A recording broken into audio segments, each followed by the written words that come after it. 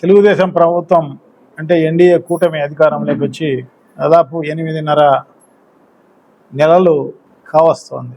8 నెలలు పూర్తి అయిపోయింది. ఎన్నికల్లో ఏమో చాలా గొప్పగా ఇవి చేస్తాం అవి చేస్తామని చెప్పేసి సూపర్ 6, 7లో చెప్పి ఒక సూపర్ 6ఏ కాకుండా సూపర్ 6 మాత్రమే ఫోకస్ అయింది.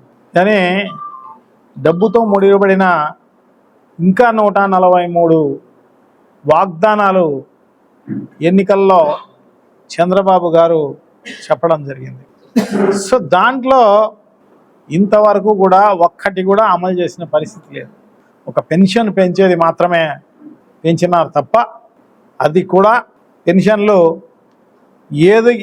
ఏ షరతుల వల్ల తగ్గిపోతాయి అని చెప్పేసి దానికి కూడా సర్వేలు చేసి తగ్గించే కార్యక్రమంలో భాగంగా ఇప్పటికే 1,80,000 పెన్షన్లు తగ్గిపోయినాయి రాష్ట్ర వ్యాప్తంగా. ఇంకా కూడా ఇంకొక 7-8 లక్షలు తగ్గిపోతాయి అని చెప్పేసి చెప్తున్నారు. అంటే 1,80,000 తగ్గించేసేసి ఇట్లా 1,000 రూపాయలు పెంచడం జరిగింది. అంతే తప్పనిచ్చి ఎక్స్ట్రా ప్రజల కోసం ఖర్చు పెట్టిన పరిస్థితి ఇప్పుడేం లేదు, కనపడలేదు. అప్పులైతే ఈ రాష్ట్రానికి దాదాపు 1,30,000 కోట్ల రూపాయలు అప్పులైతే చేయడం జరిగింది. ఎందుకు చేసినారయ్యా అంటే ఏమి లేదు. ఇంతకుముందన్నా కూడా జగన్మోహన్ రెడ్డి గారు అప్పు చేసేవాడు. ఎందుకు చేసేవాడు? ఈ సంక్షేమ కార్యక్రమాలు అందించడం కోసమో అభివృద్ధి కార్యక్రమాలు చేయడం కోసమో అప్పు చేసేవాడు. దాన్ని కూడా పెద్ద ఎత్తున ఎలక్షన్లకు ముందు చంద్రబాబు నాయుడు గారు దాదాపు 12 లక్షల కోట్లు 13 లక్షల కోట్లు అని చెప్పేసి అప్పులు చేసేసినాడు జగన్మోహన్ రెడ్డి. ఈ రాష్ట్రాన్ని ముంచేసినాడు, అది చేసినాడు, ఇది చేసినాడని ప్రజలను మోసగించే కార్యక్రమం చేయడం జరిగింది. మొన్న బడ్జెట్లో వాళ్ళ అసెంబ్లీలోనే వాళ్ళ ఫైనాన్స్ మినిస్టరు ప్రవేశపెట్టిందే 6,43,000 కోట్లు అని చెప్పేసి చెప్పడం జరుగుతుంది. అది ఎప్పుడు ఈ జగన్మోహన్ రెడ్డి గారి టైంలోనే కాదు, దానికి చంద్రబాబు నాయుడు గారి కంటే ముందు 2014 కంటే ముందు 56,000 కోట్ల రూపాయలు ఉన్న అప్పు కాస్త 3,78,000 కోట్ల రూపాయలకు చంద్రబాబు నాయుడు గారు దాన్ని తీసుకుపోవడం జరిగింది. అప్పులు చేయడం జరిగింది. ఈ రాష్ట్రాన్ని తాకట్టు పెట్టి, అన్ని కార్పొరేషన్లు తాకట్టు పెట్టి జగన్మోహన్ రెడ్డి గారు 6 లక్షల చిల్లర కోట్లు చేయడం, 6 లక్షల చిల్లరలో ఆ 3 లక్షల చిల్లర కోట్లు అప్పు చేసి ఉండొచ్చు. చేసినా కూడా అవన్నీ కూడా సంక్షేమ కార్యక్రమాల కోసమో అభివృద్ధి కార్యక్రమాల కోసమో ఉపయోగించినాడే తప్ప దాన్ని ఇంకో రకంగా ఉపయోగించిన పరిస్థితి లేదు. సో ఇప్పుడు ఇన్ని లక్షల కోట్లు అప్పు చేసి ఈ 8 నెలల కాలంలోనే చేసి ఏమన్నా ప్రజలకు ఉపయోగపడే కార్యక్రమం జరిగిందా అంటే ఏమీ లేదు. ఎందుకు పోయింది? ఎలా పోయినాది ఆ డబ్బులంతా? సంక్షేమ కార్యక్రమాలు లేవు, అభివృద్ధి కార్యక్రమాలు లేవు. ఒట్టి లంచాలకు, కమిషన్ల కోసం ఏదైతే లంచాలు వస్తాయో, ఏదైతే కమిషన్లు వస్తాయో దానికి మాత్రమే ఉపయోగించి ఆ డబ్బులు ఈ రాష్ట్రాన్ని అధోగతి పాలు చేసే కార్యక్రమం చేయడం జరుగుతోంది. అంతకు తప్పనిచ్చి వేరే ఏం లేదు. వాళ్ళు కూడా ఏమి పెద్ద కింది నుంచి మొదలుకొని తెలుగుదేశం పార్టీ ఎమ్మెల్యేలు అయితేనేమి, ఎంపీలు అయితేనేమి, మినిస్టర్లు అయితేనేమి, ప్రభుత్వం అయితేనేమి ఉన్న వాళ్ళందరూ కూడా ఏమాత్రం బాధపడడంలే. వాళ్ళ పనులు వాళ్ళు అన్ని చోట్ల ఎక్కడ పడితే అక్కడ లోకల్ ట్యాక్సులు, ఎక్కడ పడితే అక్కడ దోచుకునే కార్యక్రమం జరుగుతోంది తప్ప అన్ని రకాలుగా దోచుకునే కార్యక్రమం. మట్టి, ఇసుక, బ్రాందీ షాపులు, అన్ని రకాలుగా ఎన్ని రకాలుగా దోచుకోవచ్చో అన్ని రకాలుగా ఈ ప్రభుత్వం దోచుకునే కార్యక్రమం. సంపద సృష్టిస్తామని చెప్పేసి గతంలో చంద్రబాబు జగన్మోహన్ రెడ్డి చేత కాదు, నేను సంపద సృష్టిస్తా అని చెప్పి నాకు ఇంత అనుభవం ఉంది, 45 ఏళ్ళ ఎక్స్పీరియన్స్ అని చెప్పి సంపద సృష్టి ఇప్పుడు ఏం చేస్తున్నాడు? ప్రజలపైన భారం వేసే కార్యక్రమం. అంటే విద్యుత్ రేట్లు పెంచి ఒక 15,000 కోట్లు. ఆ తర్వాత రిజిస్ట్రేషన్ ఛార్జెస్ పెంచి, అంటే ఆస్తుల విలువ పెంచి ఆ రకంగా ప్రజలను పైన భారం వేసే కార్యక్రమం చేస్తున్నాను తప్ప సంపద సృష్టి అనేది ఎక్కడా లేదు. రూపాయి సంపద సృష్టించింది లేదు. మొన్న ఏదో చెప్తాను అన్నమాట, మీటింగ్లో చెవులో చెప్పాలంట. ఏదన్నా మీ దగ్గర ఐడియా ఉంటే చంద్రబాబు దగ్గరికి పోయి చెవులో చెప్పాలంట.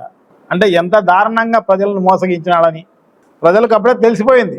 చంద్రబాబు నాయుడు గారు చెప్పిందంత అబద్ధాలు, కూటమి నాయకులు చెప్పిందంత అబద్ధాలు అని చెప్పేసి ప్రజలకు ఇప్పటికే తెలిసిపోయింది. తెలిసిపోయి అందరూ పాలిచ్చే ఆవును పోగొట్టుకొని తన్నే గాడిదను తెచ్చుకున్నామని చెప్పేసి అందరూ బాధపడుతున్నారు అన్నమాట. ఎందుకంటే ప్రతి నెల ఏదో ఒక పథకం ద్వారా ప్రతి నెల ప్రతి కుటుంబానికి ఎంతో కొంత డబ్బులు వాళ్ళ చేతికి వచ్చేటి. అటువంటిది ఏమీ వచ్చిన పరిస్థితి లేదు. అందుకోసమే ఈరోజు పండగలకు పబ్బాలకు కూడా, సంక్రాంతి పండగన్నా జనవరి 1వ తారీఖున్నా అన్ని షాపులు కలకల్లాడేటి. అటువంటిది బిజినెస్లు కూడా లేవు. అందుకోసమే జిఎస్టీ కూడా లేదు. జిఎస్టీ కూడా డ్రాస్టిక్గా పడిపోయింది ఈ రాష్ట్రంలో. గతంలో జిఎస్టీ వచ్చిన ఆదాయం లేదు ఇప్పుడు. ఎందుకంటే ఇదే కారణం. అదే కాకుండా ఉన్న పరిశ్రమలు మూసివేసే కార్యక్రమం, అవే కాకోకుండా అన్ని ప్రైవేటుకు అప్పచెప్పే కార్యక్రమం. కాలేజీలు, మెడికల్ కాలేజీలు ప్రైవేటుగా అప్పచెప్పాలనే. ఇప్పుడు కొత్తగా మళ్ళా సాగునీటి కెనాల్స్ కూడా అంట, అవి కూడా ప్రైవేటుకు అప్పచెప్పేస్తామని చెప్పేసి చెప్తాను. ప్రజలకు సంబంధించిన ఆస్తులు ప్రజలకు క్రియేట్ చేయాలన్న ఉద్దేశంతో జగన్మోహన్ రెడ్డి గారు ఆస్తులు క్రియేట్ చేయాలి అన్న ఉద్దేశంతో ప్రతి 2,000 జనాభాకు సచివాలయాలు అయితేనేమి, ఆర్బీకేలు అయితేనేమి, వెల్నెస్ సెంటర్లు అయితేనేమి, రైతులకు ఉపయోగపడే గోడౌన్స్ అయితేనేమి, ధాన్యం నిల్వ చేసుకునేదానికి మిల్క్ చిల్లింగ్ సెంటర్లు అయితేనేమి, ఇవన్నీ కూడా క్రియేట్ చేసిన. అవే కాకోకుండా మెడికల్ కాలేజీలు దాదాపు అంతకుముందు అంతా కూడా స్వాతంత్రం వచ్చినాల నుంచి జగన్మోహన్ రెడ్డి వచ్చేంత వరకు కూడా 11 కాలేజీలు ఉంటే ఇప్పుడు 17 కాలేజీలు పెంచి 28 కాలేజీలు చేయడం జరిగింది అన్నమాట. మెడికల్ కాలేజీలతో పాటు ఆ జిల్లాకు సూపర్ స్పెషాలిటీ హాస్పిటల్ కూడా ఇచ్చిన పరిస్థితి అన్నమాట. ఇట్టి కాలేజీ ఒకటే కాదు, దాదాపు 800-1000 పడకల హాస్పిటల్ కూడా ఆ జిల్లా కేంద్రంలో ఇచ్చిన పరిస్థితి అన్నమాట. ఎందుకంటే జిల్లాలు పెరిగినాయి కాబట్టి, జిల్లాలన్నీ కూడా ఎందుకంటే వికేంద్రీకరణ జరగాలి, ప్రజలకు మేలు చేయాలి అన్న ఉద్దేశంతో జగన్మోహన్ రెడ్డి గారు జిల్లాలు పెంచడం జరిగిందనమాట. ప్రభుత్వం ప్రజల దగ్గరికే పోవాలి, ఎంత అవకాశం ఉంటే అంత దగ్గరికి పోవాలి అన్న ఉద్దేశంతో జిల్లాలు పెంచడం జరిగింది. సో ప్రతి జిల్లాలోనూ ఒక సూపర్ స్పెషాలిటీ హాస్పిటలు, 800-1000 పడకల హాస్పిటలు, ఒక కాలేజీ, మెడికల్ కాలేజీ, ఇవన్నీ కూడా ఎందుకు ప్రజలకు ఉపయోగపడే విధంగా ఉండాలి అన్న ఉద్దేశంతో చేసిన పరిస్థితి అన్నమాట. సో దానిలను వచ్చిన సీట్లను కూడా మాకొద్దు మరో మేము మెయింటైన్ చేయలేమని చెప్పేసి వెనక్కి రాసిన ఘనత కూడా ఈ ఎన్డీఏ కూటమిదే అన్నమాట. వచ్చిన సీట్లను కూడా, ఎందుకంటే 5 కాలేజీలు ఓపెనింగ్కు రెడీగా ఉన్న పరిస్థితి అన్నమాట. సో దాన్ని కూడా వద్దన్న పరిస్థితి. సో ఈ కాలేజీలన్నీ ప్రైవేట్ పరం చేయాలన్న ఉద్దేశం అన్నమాట. అంటే ప్రైవేట్గా అమ్మేసేయాలని. ఇప్పుడు విద్యను అమ్మేసినారు. నారాయణ కాలేజీలకు, చైతన్య కాలేజీలకు, తన బినామీలకు, చంద్రబాబు నాయుడు గారి బినామీలకు అమ్మేసిన పరిస్థితి విద్య మొత్తం. ఎందుకంటే ప్రభుత్వానికి సంబంధించిన స్కూల్స్ అన్నీ కూడా నిర్వీర్యం చేసే కార్యక్రమం చేస్తాడు కాబట్టి దానిని ఎంకరేజ్ చేసే కార్యక్రమం అన్నమాట. సో ఇప్పుడు వైద్యానికి కూడా ఆ రకంగా ప్రైవేట్ పరం చేసే కార్యక్రమం చేస్తున్న పరిస్థితి అన్నమాట. ఇవే కాదు, పోర్టులు అయితేనేమి అన్ని ప్రైవేట్ పరం చేసే కార్యక్రమం చేస్తున్న పరిస్థితి. గతంలో కూడా దాదాపు కొన్ని వేల ఇండస్ట్రీస్ మూసేసిన పరిస్థితి మనం చూసాం ఆయన చరిత్రలో. ఆయన దాదాపు అంతకుముందు 3 సార్లు ముఖ్యమంత్రి అయినాడు. ఆ 3 సార్లలోనూ చేసిన పని ఏంటంటే ఇండస్ట్రీస్ అన్నీ కూడా, చక్కెర ఇండస్ట్రీసు, నూలు మిల్లులకు సంబంధించిన ఇండస్ట్రీసు, ఇవన్నీ కూడా, అవే కాకుండా మిగతా అన్నీ కూడా ఇండస్ట్రీస్ అంతా కూడా ప్రైవేట్ పరం చేసే కార్యక్రమం చేసిన పరిస్థితి అన్నమాట. తన బినామీలకు కొన్ని 100 కోట్ల రూపాయలు విలువ చేసే ఫ్యాక్టరీలన్నీ కూడా ఏదో లక్షల రూపాయలతోటి నామినల్గా వాళ్ళు ప్రైవేట్ పరం చేసిన పరిస్థితి అన్నమాట. అంత దారుణంగా వ్యవహరించిన పరిస్థితి. సో ఇప్పుడు కూడా ప్రజలు ఏమనుకోరు, మళ్ళా ఎలక్షన్ అప్పుదుకు మళ్ళీ అబద్ధాలు చెప్పవచ్చు. మనకెట్లా మీడియా ఉంది, మనం ఏం చెబితే అది బాగా ఓడడానికి. సో తప్పకుండా ప్రజలు మర్చిపోతారు, మళ్ళీ ఓట్లేస్తారులే అని చెప్పేసి అనుకుంటున్నారే తప్ప ఇవన్నీ కూడా నెరవేరుస్తాము, చెప్పిన మాట నిలబెట్టుకుందాము అనే పరిస్థితే ఔపించడమే లేదనమాట. సో మేమైతే వైఎస్ఆర్ కాంగ్రెస్ పార్టీ ఖచ్చితంగా ఉద్యమాలు చేసి అవన్నీ కూడా ఏదైతే మేనిఫెస్టోలో తెలుగుదేశం పార్టీ చెప్పిందో దాన్ని అమలు చేయమని చెప్పేసి గట్టిగా కోరే కార్యక్రమం చేస్తాం. ఎందుకంటే ఒక మేనిఫెస్టోను అమలు చేసిన పార్టీగా వైఎస్ఆర్ కాంగ్రెస్ పార్టీ దాదాపు 99% ఏదైతే వాగ్దానాలు చేసినారో 2019లో అన్నీ నెరవేర్చిన పార్టీగా ఖచ్చితంగా ఆ ఉద్యమాలు చేసేదానికి మాకు హక్కు ఉంది.